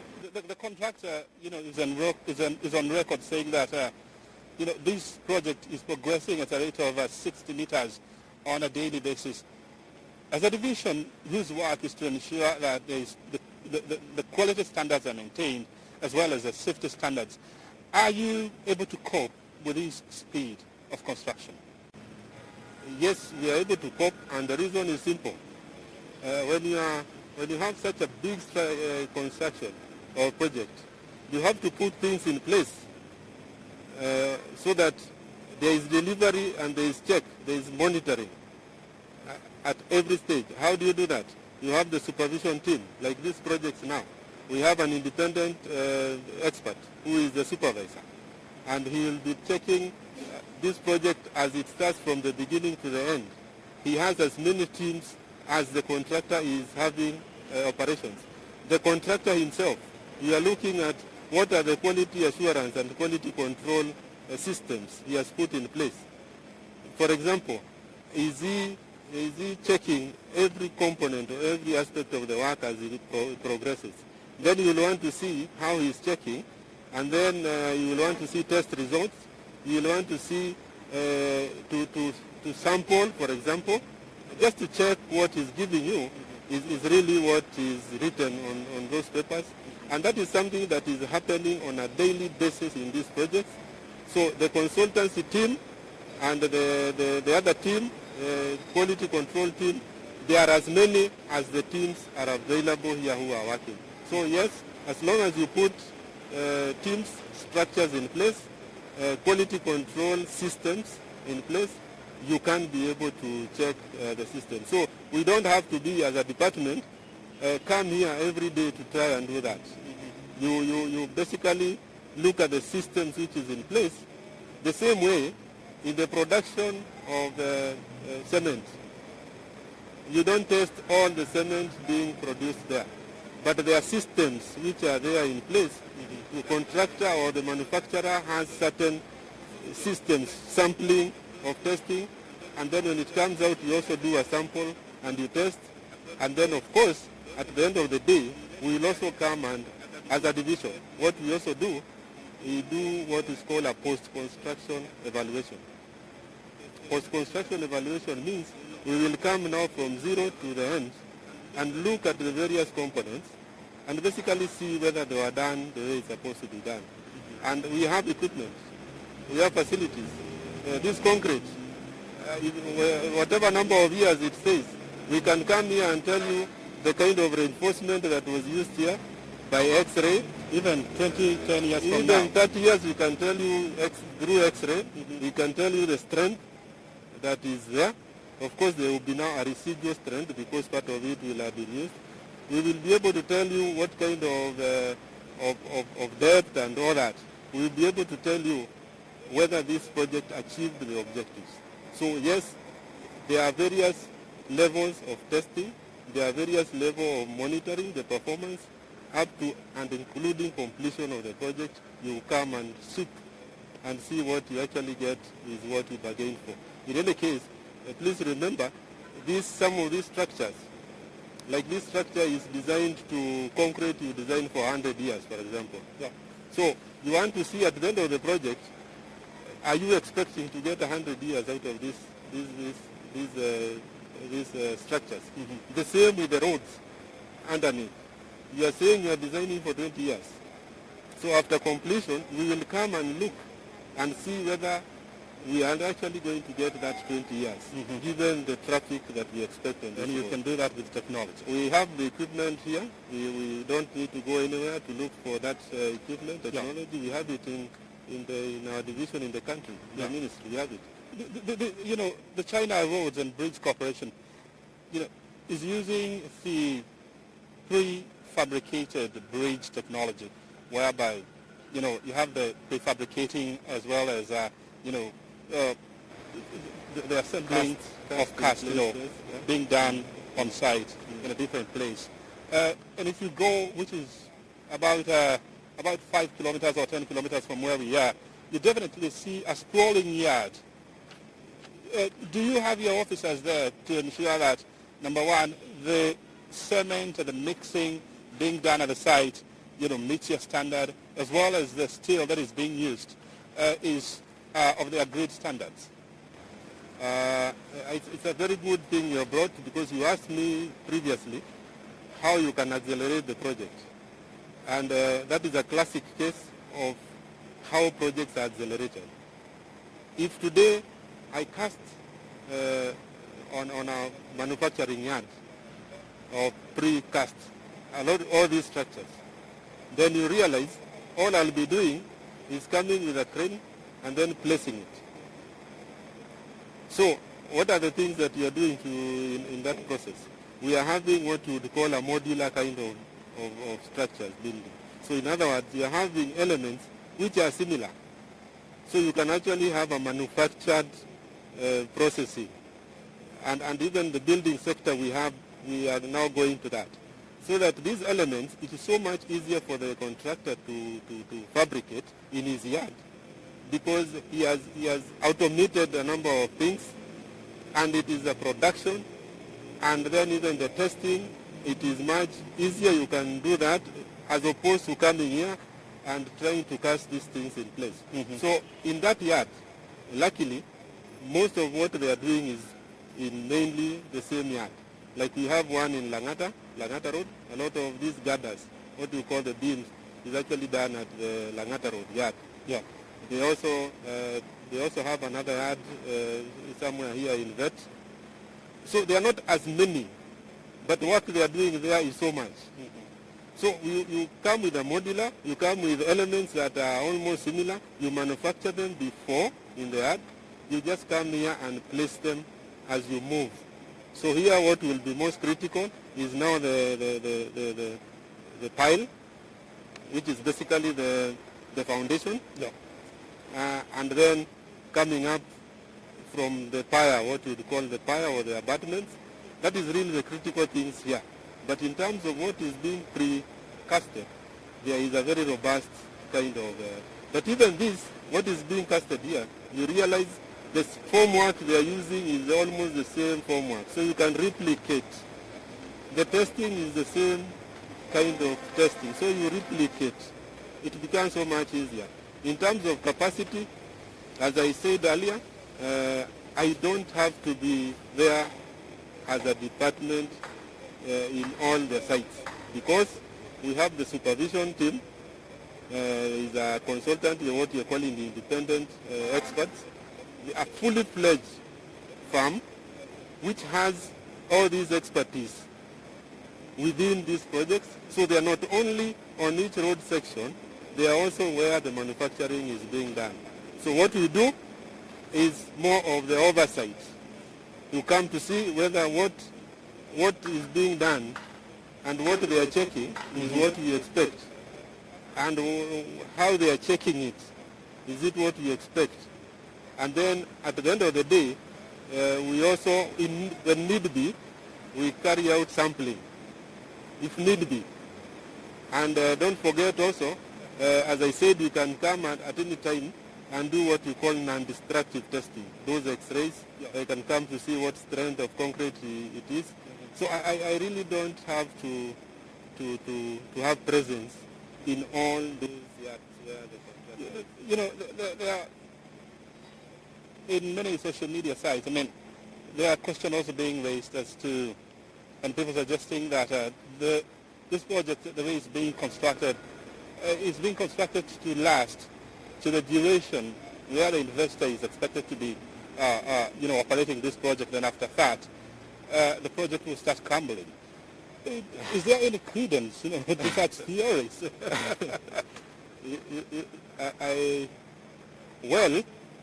I can put it this way, that whoever is coming up with that thought is thinking business.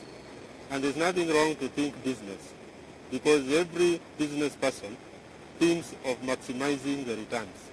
And maximizing returns is putting less, isn't it? Mm-hmm. So, yes, that's a risk, for sure. But then, that is why also this monitoring, the design review, because it starts much earlier. It starts from planning. And that's why he's able to do these things so fast. He did a lot of ground investigations and all that much earlier. So there is a design, and then you do a design review. The design review is when you ask those tough questions. This concrete, for example, I can design concrete for 50 years. I can design one for 100 years. Yeah. So you want to see, is it what he's planning to do? Mm-hmm. And after he's done, is it what you are getting? And that is what now the work of the independent expert is, and also by extension what we come later to do. When it comes to the road, what people now know as the road, apart from this structure, the design currently, the optimal designs are about 20 years for this kind of traffic, unless you are doing concrete, right. In which case now you would do at least 40 years design. So the sections that you are doing concrete, you would expect him to do at least a 40-year design. Mm-hmm. The section is not doing concrete, is doing the other material used, bituminous. Then we would expect a design period of around 20. Doesn't mean it collapses after 20. Yeah. It means after that 20 years now you are expected to come with a lot of rehabilitation works to strengthen it. Mm-hmm. So, and remember, the person is here for 20 years, for 30 years, 27 years, 30 years. So, and in terms of the agreement, there is a level of service he is expected to leave this project when he finally leaves. In other words, the tenure of the contract. Yes, the terminal, what we would call the terminal. So we are telling him that we are expecting, when you are leaving, the road should have a terminal life for example, 10 years. Mm-hmm. So you would expect him to come with the proposals. How does he strengthen the road so that by the time he's giving back to you, it has that residue? And remember, we can test it. Whatever he's proposing, and he does, at that time, you can test. If you can test now, believe me, that years you can even test better. Now, according to contractual agreement between the government of Kenya and the contractor, that is China Roads and Bridge Corporation, this is supposed to be a BOT, build, own and then transfer, for a period of 27 to 30 years. So what happens once the contractor or the operator leaves the site? This project or this road will last for how long? He won't just leave. The road agency will come and inspect together with the developer or the contractor, as you put it. And then we will look at what residual life did we say we expect that road to have. If we are expecting the residual life to be 10 years, that is what is in the agreement, then we will test at that time, or whoever will be there will test at that time, to see that he's actually meeting that. Then the contractor comes with a proposal, because chances are it may not be. Residual life may not be 10 years or whatever years. I'm not specific here. Then he'll come with the proposals, how do I increase that? He will come with overlay, he'll come some sections, I'll put some concrete. He'll come with a proposal. And then at that time, he will assess You give a go-ahead to intervene, but the most important thing is checking after he has done it. Are you going to get that? So yes, there is the concern is valid that we should be able to get a road that will last the duration of time after you finish. The concrete, even though his project or this time is 27 or 30 years, the concrete we expect 100 years design. That is what our standards. 100 years. 100 years. So this project is expected to go for another 70 plus years. It is expected the developer has left. It is expected that, but of course with the maintenance. There will be maintenance. There will be maintenance. There will be a bit of rehabilitation here and there. And of course, if there is need for a bit of strengthening in some sections, we will do that. But in terms of concrete, we would expect 100 years. So we are saying concrete structures and bridges is 100, but remember the other road section is not 100. And why are we saying that? From the science or engineering perspective, it is very difficult to come and construct this. So we want it as many years as possible. In terms of bridge where there is rivers, there is something you call the return period of rain. You want to look at the maximum rain, you look at 100 years, what would be highest level you expect to achieve. So yes, that is, we expect quality at the end of the day. And of course, with this kind of a project, you expect that, there will be a lot of redesigning of the existing infrastructure. Before this project, there was our Yakire, there was the whole highway, and there was Mombasa Road. Now they have been reconfigured completely and they look absolutely different. Are they also going to be constructed, or the contractor is just going to leave them in the shambles that they are in now? Certainly it will not be left the shambles as we put it. There is the issue about reinstating the road to what the public would expect. But also remember, the government also has projects. I may not all components are part of this project. But of course I would ask my colleagues in implementers Kenha to confirm the actual components. But definitely we expect we will be having still travel using the road down the motorable section. But also there is what is being done as BRT within this corridor. So we expect also, as that is being done, that road section below is going to be, the capacity is also going to be expanded, and also issues of strengthening other furniture and other facilities to be added on it.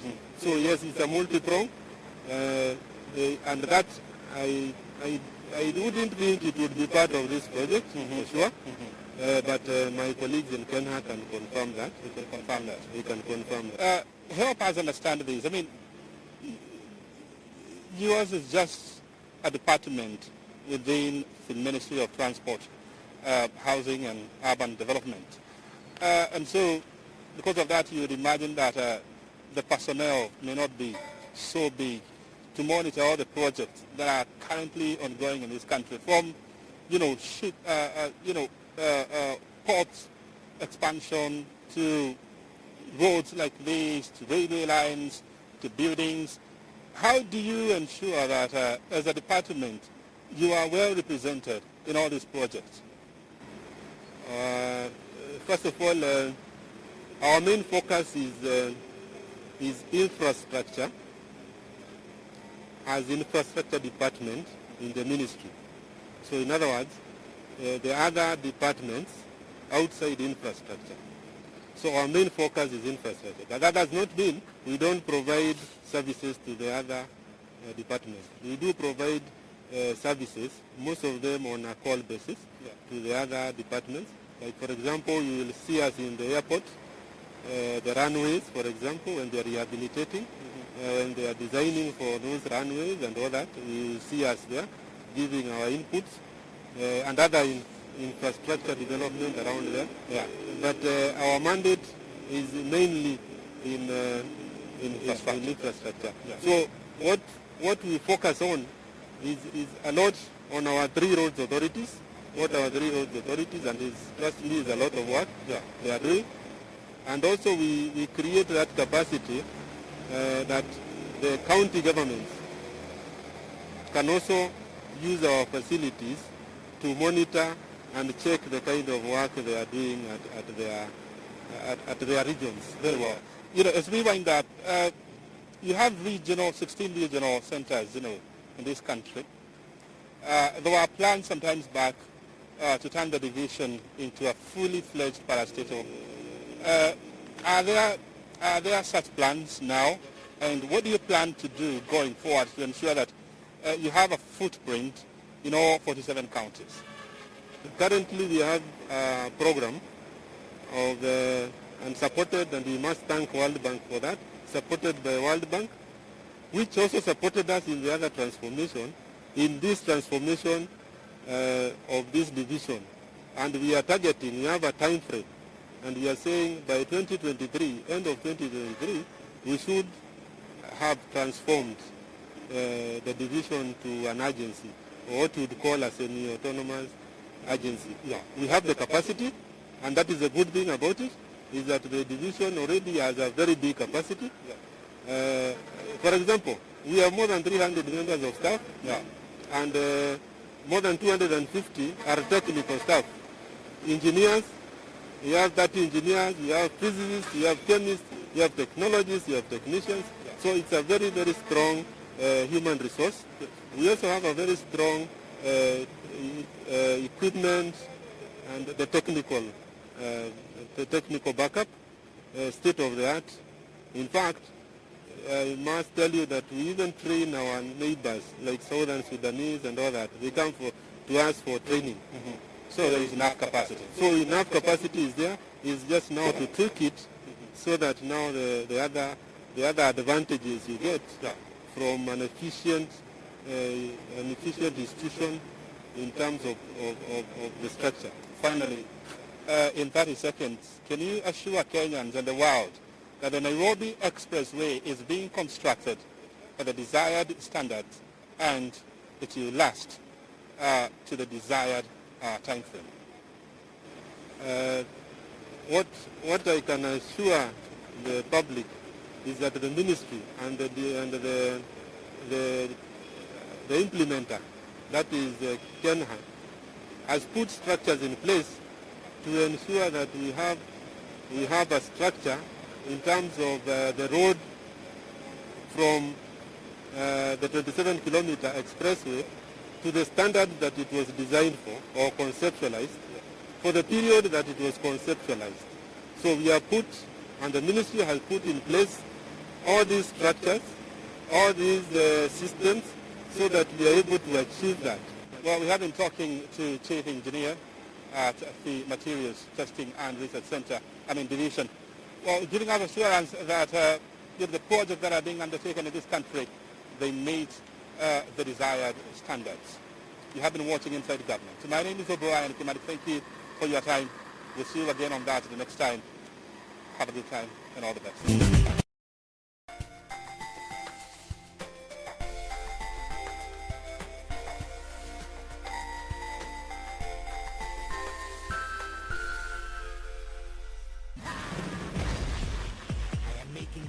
Creations to help me capture the snares. Hello! I call them... Hello, kitty! The naughty